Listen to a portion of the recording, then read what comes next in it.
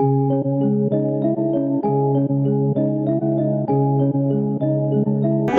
to run in the range run. Come on, spill the tea. Yeah. Ooh. Alright. Woo. This is light work. Come on, spill the tea. Yeah. Ooh. Alright. Woo. This is light work. Come on, spill the tea. Yeah. Ooh. Welcome to the Range Rundown, the podcast where we dive deep into the heart of modern day issues that embraces diversity, equality, respect, honor, and truth. We are more than thrilled to guide you on this journey. At the Range Rundown, our mission is to foster meaningful conversations about the issues that shape our world today. We believe in creating a space where diverse perspectives are not only heard but celebrated. Here at the Range Rundown.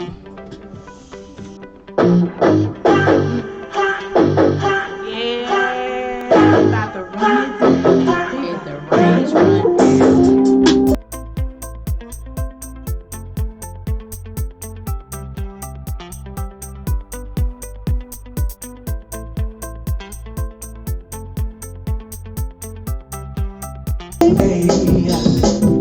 Because I'm happy. Clap along if you feel like a room without a roof. Because Hey. clap along if It's a great day. It's a great day. It's a great day to be on the Range Rundown. Don't y'all think? Of course.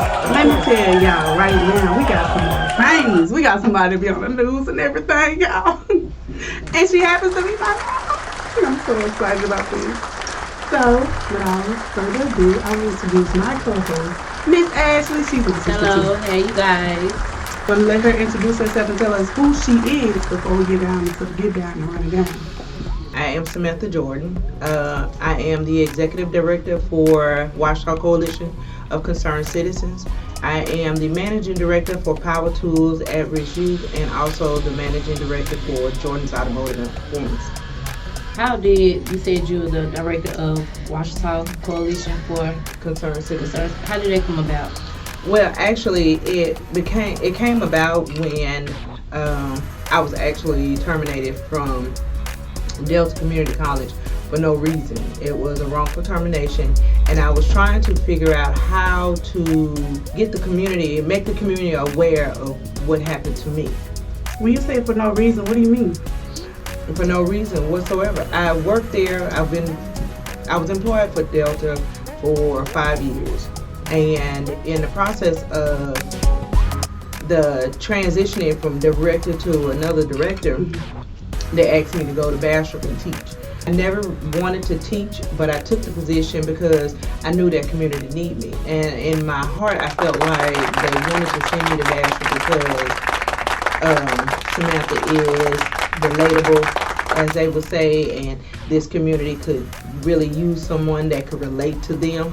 And that kind of hurt a little bit, but at the same time, that community did need me because in the last 7 years, they hadn't had but one student to graduate from the adult ed program. Oh. So since I was there, when I was there 9 months, and I graduated 11 students. So in other words, you kind of say the community kind of did need me. But just after the graduation, then 2 months later, they just walked in and told me that they no longer needed me, that it was in the best interest of the college that they terminated my position. After graduating, 11 students. and how many graduated before you were there? One. So could you say that your termination was like racially implied? Do you I believe that? can because before I went to Bastrop to teach, I was the transition specialist on the Monroe campus. And when, like I say, with the transitioning from one director to another, they told me that my position as the transition specialist was going to be canceled. So as soon as I moved to Bastrop campus, then 2 weeks later, they changed the name from transition specialist to student navigator, which is the same thing, which had the same title, with same duties, the same operations, and they gave it to a guy who was not African American. Being that you was working there for 5 years, do you think the wages that you were getting paid was right? No, I don't think they were fair, but at the time it wasn't really about the wages. It was about helping the community. I wanted to give back because that's something, somebody helped me, and I just wanted to be able to give back to the community the same way someone helped me. So you said Bastrop. Can you explain more for people that's not from Louisiana or not from, what is Bastrop? Bastrop is that a high income place? Is it a low income? Explain to them where they moved you from and put you at. Well, okay, so Bastrop is a low income, it's a town, but it's low income and it's predominantly black. So no one gives the attention to Bastrop as they should or as they do Monroe.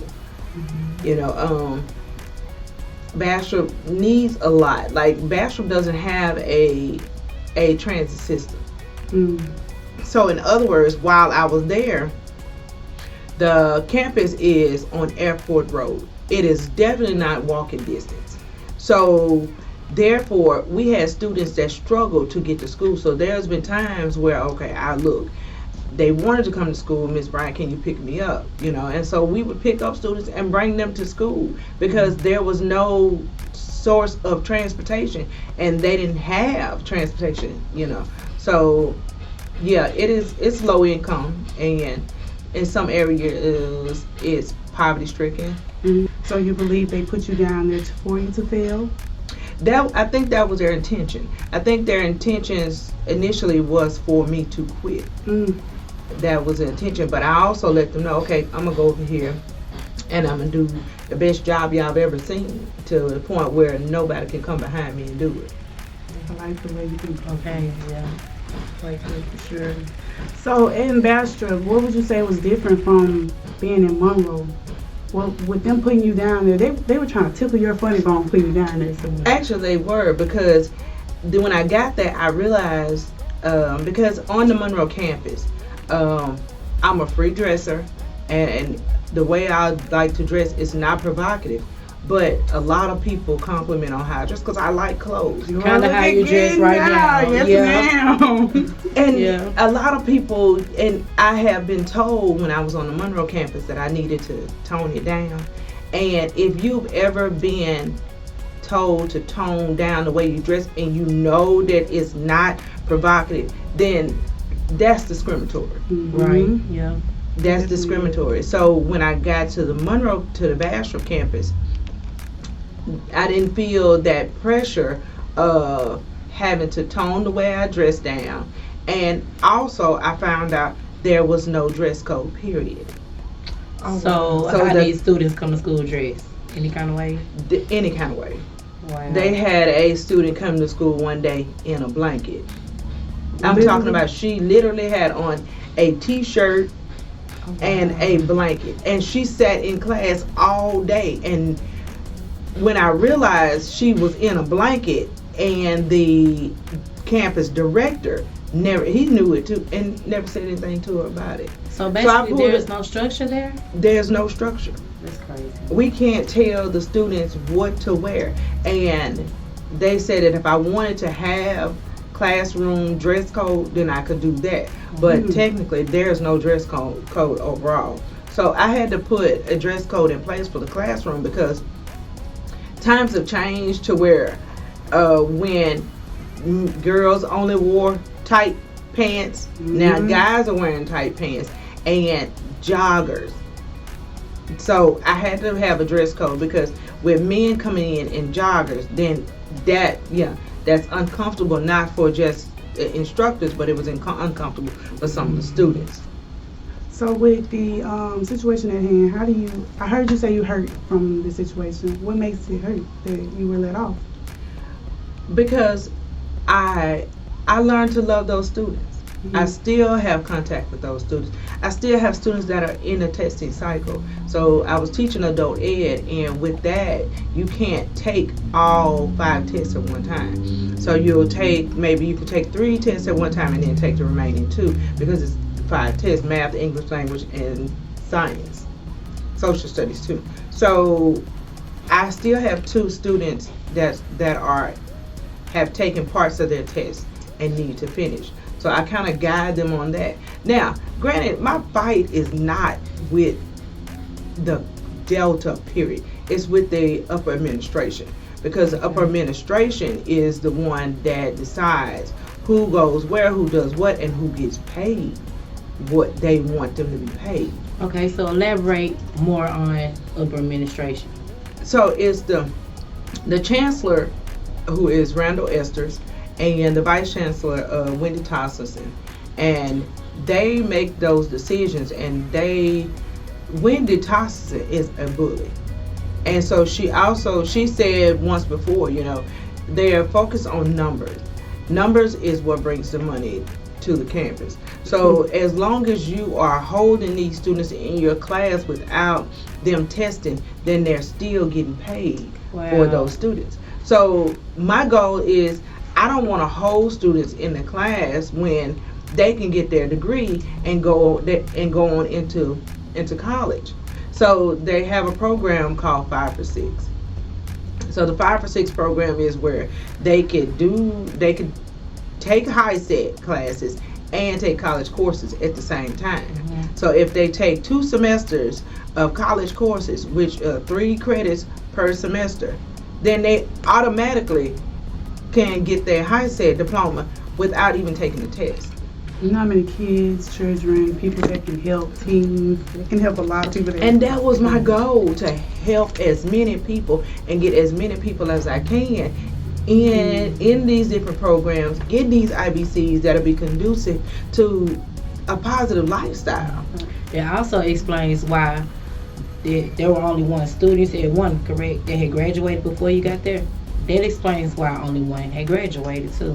So if they are so focused on numbers, why fire her and she didn't graduate 13 people? When I started, the day I walked into Bastrop, there was 3 students there. They had been there 7 months without a teacher. So when I walked in the door, there's 3 students on the computer. These students had been coming to school faithfully, and they were just sending them back there and putting them on the computer. Try this, try that. There was no adult ed teacher there. From 3 students to 59 students.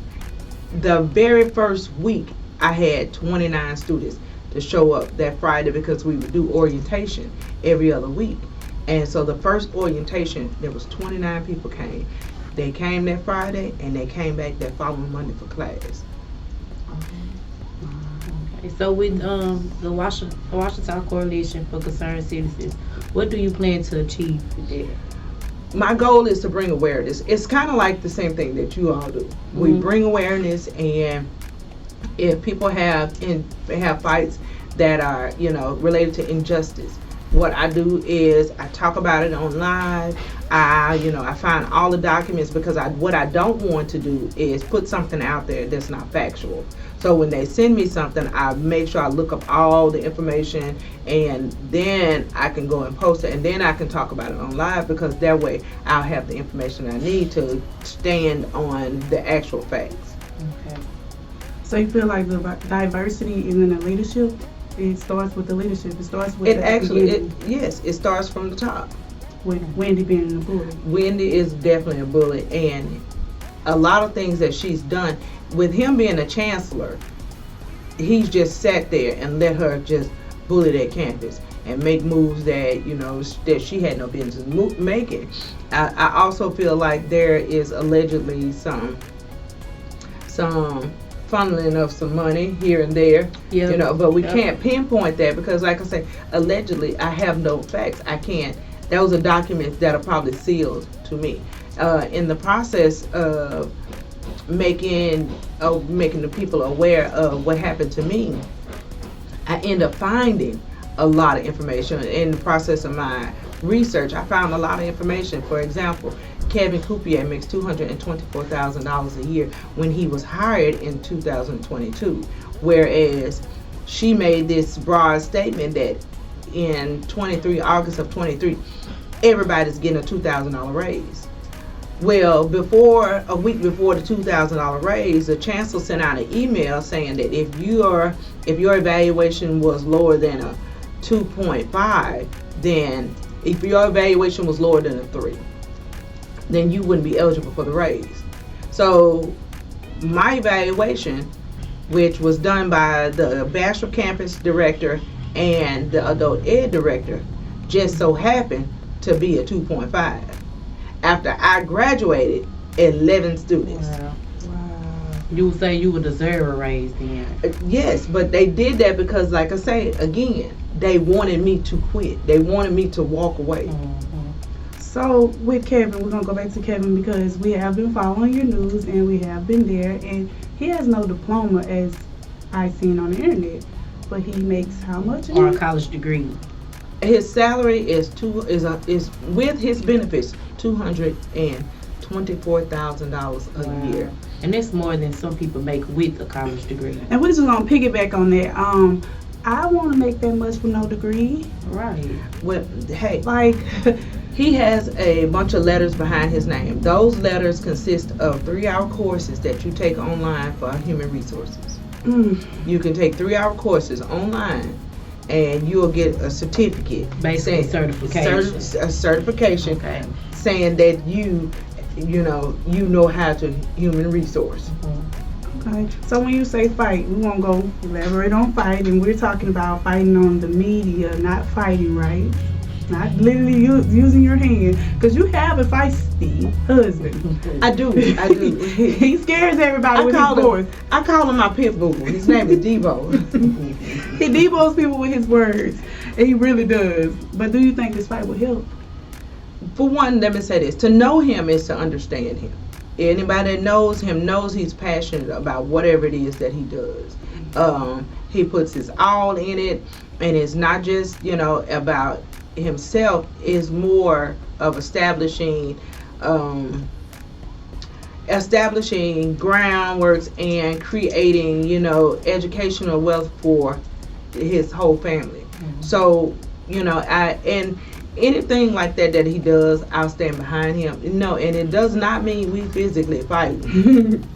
No, we like I said earlier with Watchdog Coalition for Concerned Citizens, we are fighting with the truth. We are fighting for people to hear the truth and know the truth about everything that happens at Delta. We're also fighting because we boldly asked for the resignations of Randall Esters, Kelsey Valley, and Wendy Thompson. So Kelsey Valley was the new director of the adult ed program, and she was my immediate director. So y'all asked them to quit their Oh, job? we asked them to put in their resignation. So I want to talk a little bit more about your husband. When you found out that you were getting released from your position, how did you go about telling him? We're gonna get a little deep. How did you feel about telling him? What started off that conversation? Because we understand that he was still employed with his school as well. He actually, as of right now, he still is. He still is. But after the issue came up with the raise, and they didn't give me the raise, so I was like, okay, I'm leaving. I'm gonna quit. You So had it in your mind already before? I had already had it. Yeah, I already knew that I was leaving but I didn't want to leave students hanging in the balance. So I was, saying little things to them. Okay, y'all, I'm leaving, and they were upset. They were like, no, you can't leave. And I took in consideration their feelings as well, because we bonded. We had a relationship. Because I can't tell them to do something that I wouldn't do myself. So therefore we were family.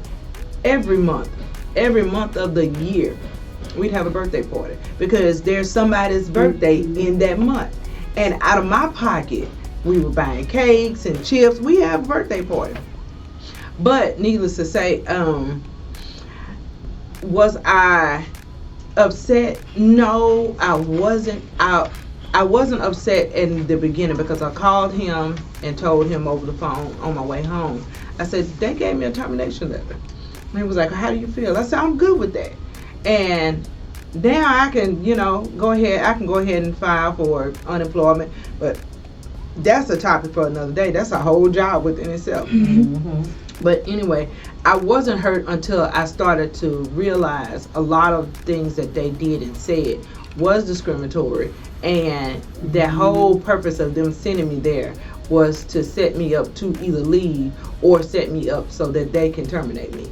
Okay. Well, let me ask you this. I understand, like in some jobs, there's, like with corporations, there's somebody that you can go over your immediate administration to talk to. Is the school set up that way? Is there anybody that you could go talk to that's over the administration? It is. So once they terminated me, they have what is called an exit interview, because you have an entrance interview, and an exit interview. So during the exit interview, I took my attorney with me, because at that point, once I took my attorney, I knew that I was wrongfully terminated. Mm-hmm. So we asked questions like, with the HR director sitting in my exit interview, so my attorney asked her, so do you know why she was terminated?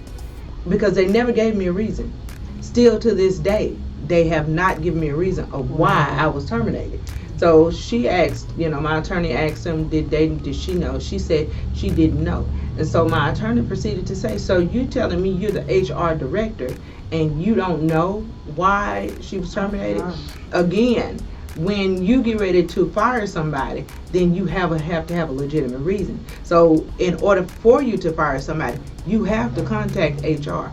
HR needs to know what it is you firing this person for, so therefore it can be a legitimate reason. Mm-hmm. Now, because Louisiana is an at-will state, they don't have to tell me. Yep. They don't have to tell me anything.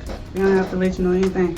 What made you believe in yourself though? Oh, they don't want to tell me? I'll go fight for my reason. What made you believe in it? when I started to do the research, and when I decided, okay, look, I'm going forward with this. I'm going to let people know what happened to me, so it won't happen to them. And I started to do research about salaries, who makes what, and then when I found Kevin Coopier's salary, and then I also found a couple of, and underneath his salary, which was crazy, was another employee's salary. His salary, $224,000 with his benefits, and then a lady who's been there 12 years at $39,000. Wow. And I was like, okay, somebody has to say something. Somebody has to expose them. But they're scared to speak up for themselves. So why haven't other employees come forward? Because they're afraid. They're afraid of losing these jobs. I've also read where one employee committed suicide. Yeah, he was, and that's a very hard topic to talk about, because we don't have many friends. Oh, so do you guys know him? Very well. We let him borrow our motorhome, and I mean that oh my God, that's a touchy subject, because he was a very close friend of ours. Like I said, we don't have many friends, and if you can deal with my husband, then hey, you are a friend. Yes. Well, we don't want you in here messing up your makeup. So, we will go back to the at-will state. When you found out that it was an at-will state, how did you feel? Like, I know you did all this research, and you done came to this point, and you're like, okay, and then boom, you get knocked back down. After talking with HR, I decided to go ahead and send an email. I started sending emails to everybody on campus. I sent out emails concerning what was done to me, also what was said. And at one point, Wendy Thompson inferred that, and she stated that she and the president of the college system, which is LCTCS, they had a very close relationship. Then I find out, from investigators that they were sleeping together. So I put that in an email. Real. Yeah. So I put that in an email and sent that to everybody on the campus, over 100 people, because the campus, they're not only the vice chancellor and chancellor for Louisiana Delta Community College in Monroe, but it is for the whole region. That is Delhi, Tallulah, Farmerville, Ruston, Winsboro. They are the official vice chancellor and chancellor for all of those campuses. Mm-hmm. I'm sure you made a couple friends up there, a couple associates. How do they feel about seeing you on TV, seeing you fight against their job as well? They're excited, but a lot of people don't want to be involved. They're afraid. They're afraid of retaliation. They're also afraid of losing their job as a part of retaliation.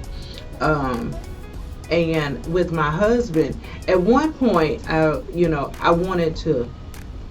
I was like, I don't want to fight. I didn't. I just wanted to let it go. And then I look at my children and our grandkids, and I was like, if we don't stand and fight, then our legacy will be what? That we laid down. Mm-hmm. I can't have that. You can't start this fight and then what happened to it later? I do understand that. Or is there something that you would like to tell us, that you would like our podcast to know, or anyone out there that is done like you or feel like they have the similar, but they're too afraid to speak out? How can they reach you? How could they say anything like, can you tell my story? Because like you said, your friends are scared. Some friends, some associates, they're scared to say what they need to say because of retaliation. Right. Speaking of retaliation, I did see your husband on the news, but he still works with them. Did he get any kind of retaliation or any feedback from them? He did. He has received a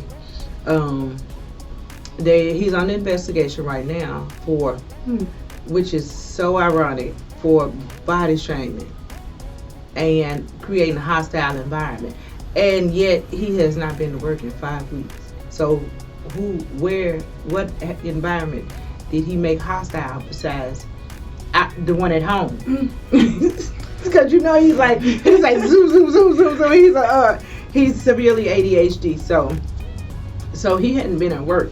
But if anybody wants to reach out to me, my email is weareconcerned@yahoo.com.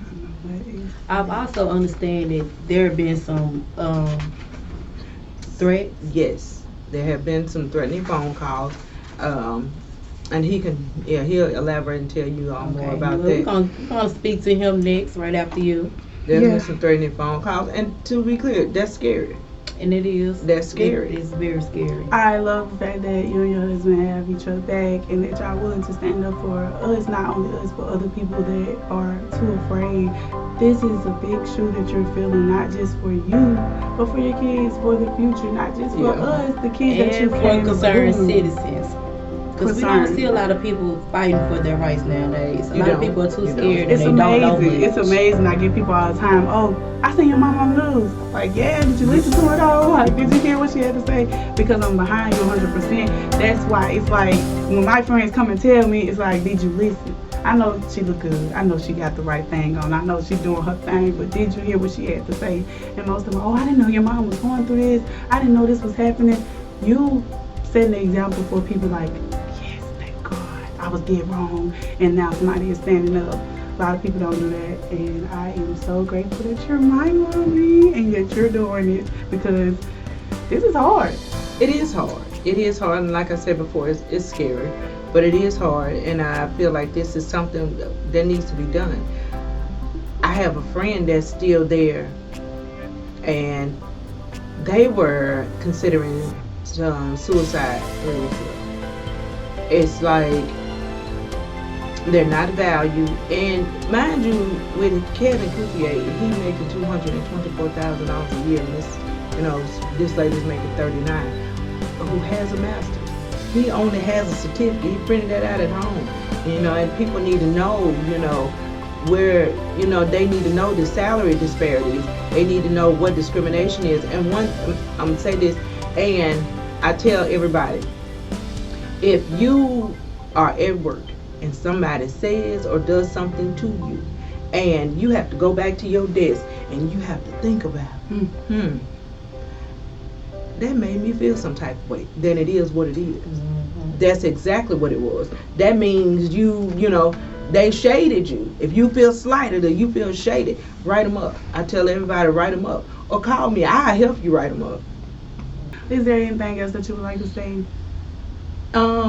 I think y'all doing a good job. Thank you. I really do. I appreciate y'all interviewing me. I appreciate y'all. We appreciate having you here on the Range Rundown. Yeah, we really do. Before we end or anything, I do would like you to introduce us to the poster that's behind us and kind of give us a rundown on power tools, because they don't know nothing about power tools, and we will have you guys back to let us know reports for at-risk youth. Yes, ma'am. Okay, so I see a couple of businesses. this is a poster that we printed out so the grandkids could take to school because they were having Black History Week. So we printed this out. It has a little synopsis of our bio that actually comes from our website, Power Tools for At-Risk Youth, the website, and it has the owners of Jordan's Automotive, Jordan's Properties LLC, Power Tools for At-Risk Youth Inc., and RNS Sales. So I didn't talk about Jordan's Properties Jordan's Properties LLC. He'll probably talk about that, but we own a couple of Airbnbs. And RNS Sales, I fully manage and direct a e-commerce store on eBay. So I sell stuff on eBay, parts that because we used to do storage wars. Yeah, we used to do storage wars. So a lot of stuff that we find in storages we sell on eBay, but now since we have connections with the dealerships and part stores, then discontinued items, are donated. So I asked you about that because I want the people out there to know that it's not about the money that you're fighting for. It's not about you losing your job. It's not about that at all. As you can see, Miss Jordan is well off. She don't need the money. It's about those kids, those children. You were fighting for actually help when they're fighting for numbers. They're fighting for money. It's all about money and power with them, and with you, it's not. It's about people. Yeah, the vice chancellor made it known. I don't care how you get these numbers, but I need you to give them. She's made that known several times. I really, really appreciate you. Thank you deep down in my heart, I really do appreciate it. Not just because you're my mom, but I would have reached out to you. We would have reached out to you even if. But we're gonna wrap things up because we do have another person that is gonna come in here, and this person, like she says, you call him your what? That's my pit bull. And we call him, what y'all call him? Daddy. But if there's nothing else that you have to say, my co-host Ashley, do you have anything else to say? No. Well, we just ran you down with a little range. And fun fact, this journey right here, it don't stop here. We're gonna keep on going with Miss Jordan. She will be back to let us know about a couple of those things and if they're hiring, because these people are in need jobs. And with that being said, thank you for coming to the Range Rundown.